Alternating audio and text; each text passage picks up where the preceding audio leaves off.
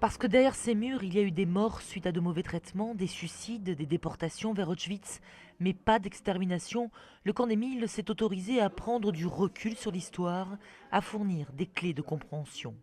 Comment est-ce qu'on bascule de régimes démocratiques vers des régimes autoritaires? Et comment est-ce que les discriminations d'une partie de la population vont s'exacerber et conduire au retrait de droits fondamentaux pour ces populations? L'enjeu, face aux centaines d'élèves et d'adultes présents tous les jours sur le site, c'est qu'ils se sentent concernés, quelles que soient leurs origines. À partir du moment où une minorité peut être touchée, toutes les minorités peuvent être ciblées. Et si on estime pouvoir se retrouver un jour dans sa vie en situation de minorité, on est concerné par cette histoire. À cet instant de la visite, L'atteinte à la dignité humaine et la déshumanisation sont devenues systématiques. les mécanismes humains qui ont mené au pire sont décryptés, l'appel à la vigilance est lancé.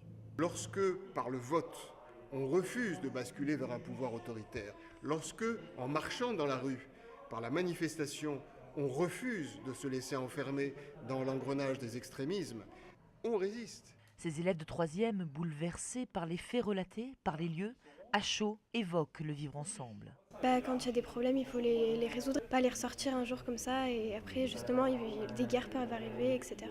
Et s'unir et se protéger et aider l'autre. Des propos synonymes de récompense pour ce lieu de mémoire qui veut éclairer le présent sans prétendre apporter des solutions.